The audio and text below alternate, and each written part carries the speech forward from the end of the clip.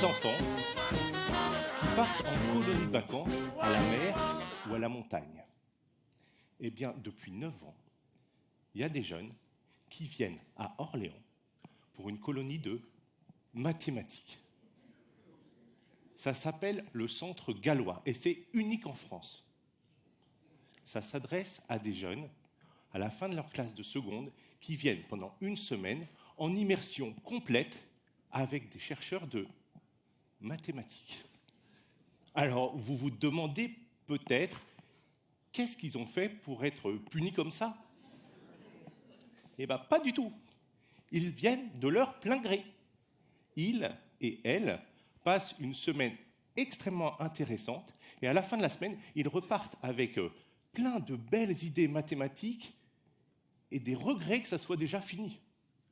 Alors, vous avez sans doute entendu encore récemment que les mathématiques, ça fait peur. Je peux vous assurer que depuis 9 ans, au Centre gallois, ça ne fait pas peur à tous les jeunes. Je vais vous raconter la genèse du Centre gallois. C'était donc il y a 10 ans. Je suis directeur du laboratoire de mathématiques de l'Université d'Orléans. Alors, on a l'habitude de recevoir des élèves de 3e pour un stage. Un jour, je reçois un appel d'une famille, car leur fille, Claire-Marie, voudrait faire un stage dans un laboratoire de mathématiques.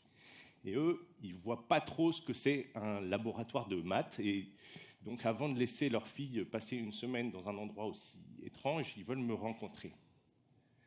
Je les ai reçus et j'ai compris que Claire-Marie, elle avait dû être particulièrement motivée et convaincante pour emmener ses parents dans un laboratoire de l'université. Enfin bref, le stage s'est fait, c'était super. Et avec un collègue, Philippe Griot, on s'est dit qu'il devait y avoir en fait plein d'enfants dans la région qui avaient envie de mathématiques. Et 1 an après, le Centre gallois était créé.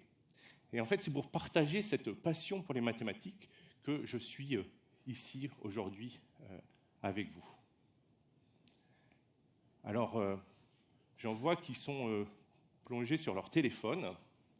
Peut-être que vous cherchez des informations sur le Centre gallois.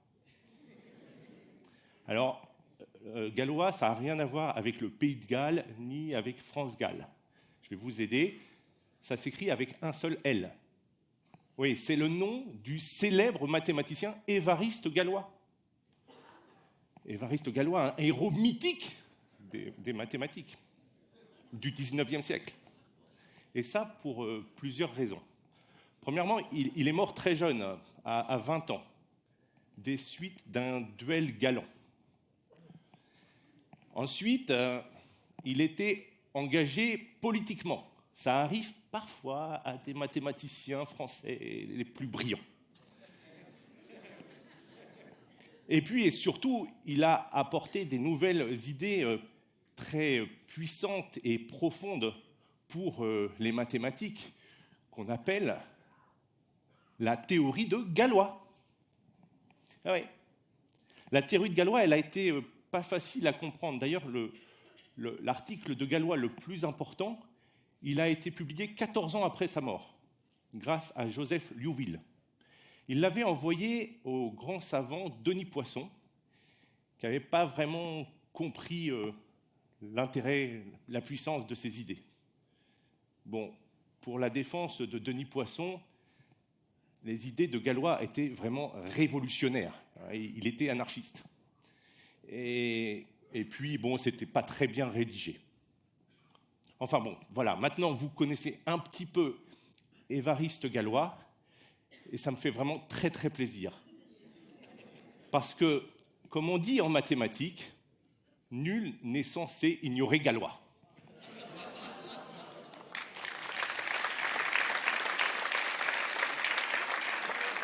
Alors la théorie de Galois, elle a permis des avancées extrêmement importantes en mathématiques. Par exemple, elle a permis de démontrer le dernier théorème de Fermat.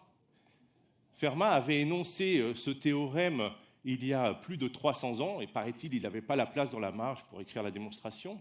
Et c'est un des problèmes les plus célèbres, une énigme qui a résisté pendant 300 ans aux efforts des mathématiciens et qui a été démontrée il y a 25 ans grâce à Andrew Wiles et la théorie de Galois. Et alors, je vais vous raconter un petit peu ce que moi je fais dans mes séances au Centre Galois.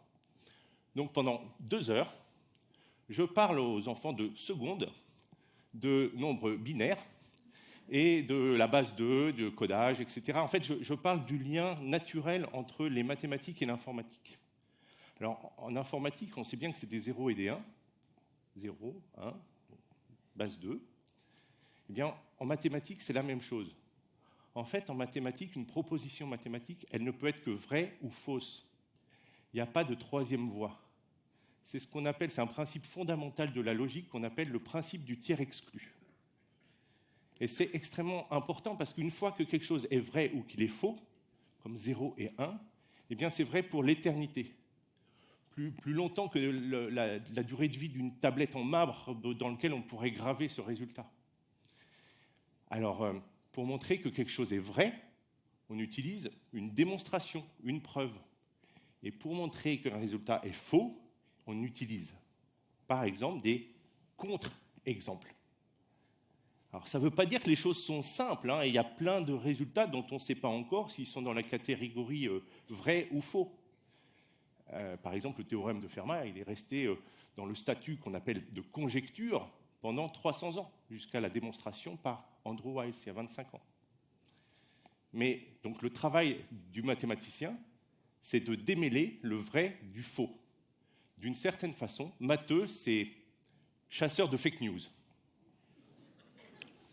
Alors, je vous ai dit que le Centre Galois, il était unique en France, mais il y a d'autres expériences dans le monde. Et cet été, j'ai rencontré Ali Nessim, qui est un collègue turc qui venait de recevoir le prix Lelavati, le prix mondial de popularisation des mathématiques. Il avait créé le village mathématique, près d'Izmir, en Turquie. C'est un projet incroyable. Il l'a fait sans autorisation. Et il y a eu des procès et même de la prison pour certaines personnes. Il l'a fait sans budget, en faisant appel à des dons. Et c'est un succès phénoménal. L'an dernier, il y a 14 000 enfants turcs qui ont participé au village mathématique. 14 000. Pour découvrir l'esprit mathématique et comprendre qu'ils pouvaient avoir confiance dans leur capacité de raisonnement. Alors, avec Ali, on s'est rendu compte qu'on avait des souvenirs communs. Il y a des gens qui savent ce qu'il faisait le 11 septembre 2001. Eh bien, avec Ali, on s'est rappelé du 23 juin 1993. Le 23 juin 1993. Eh oui, c'est ce jour-là que le théorème de Fermat avait été démontré. Ali était à Londres, moi j'étais à Paris, on ne se connaissait pas du tout. Mais en fait, tous les deux, on était très heureux et hyper fiers d'être mathématiciens et de faire partie d'une communauté, la communauté mathématique, qui venait de remporter une victoire contre l'ignorance, de faire avancer la connaissance pour toute l'humanité. Alors revenons en France. La France est un pays assez particulier pour les mathématiques parce que c'est un pays qui est mal classé pour l'enseignement, avec les classements PISA par exemple, et pour la recherche, on est particulièrement bien classé, par exemple avec les médailles Fields, qui sont attribuées tous les 4 ans à des mathématiciens de moins de 40 ans. On est le 2e pays au monde, derrière les États-Unis. Mais alors, ce qu'on sait beaucoup moins, c'est que quand on demande aux collégiens, aux jeunes, quelle est leur discipline préférée, eh bien, la discipline préférée des collégiens, après le sport, c'est les mathématiques.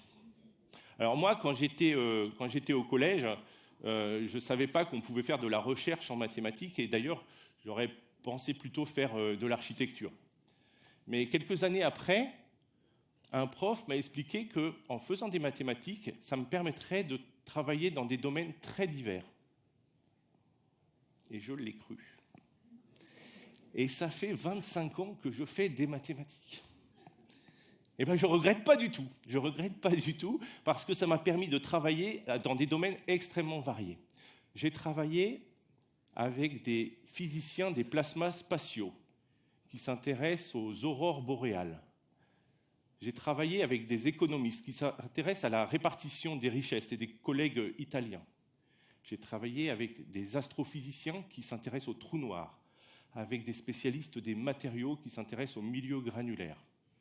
J'ai aussi travaillé avec des experts en neurosciences qui s'intéressent au processus de décision et des collègues espagnols qui sont maintenant en Angleterre.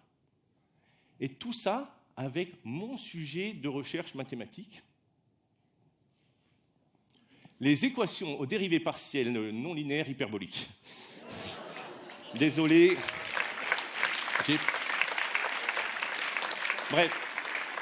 Bref, les mathématiques, ça permet, c'est un langage universel qui permet de travailler dans plein de domaines. Et actuellement, mon sujet principal, c'est sur l'hydrologie. Avec mon équipe, on travaille pour développer des algorithmes et des méthodes mathématiques pour calculer les solutions de l'écoulement d'eau, par exemple pour des problèmes d'inondation, des problèmes de tsunami, ou bien des problèmes liés à l'écoulement dans les canalisations en milieu urbain.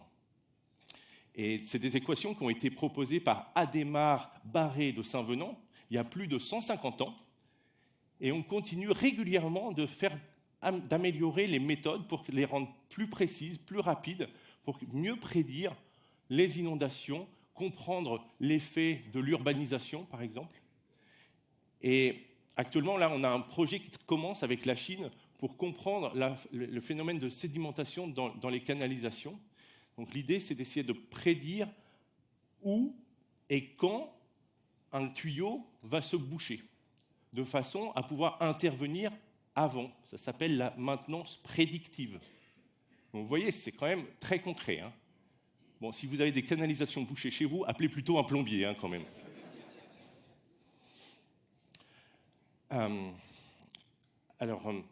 Depuis quelques années, en fait, je me suis aussi intéressé beaucoup aux relations entre les mathématiques et les entreprises, à travers l'agence Math Entreprise Amiès. Et ça m'a permis de prendre conscience de l'intérêt économique pour les entreprises d'utiliser les meilleures méthodes mathématiques, mais aussi l'intérêt scientifique pour les mathématiciens de s'intéresser à des problèmes proposés par les entreprises. Et en fait, on pourrait faire beaucoup mieux, beaucoup plus.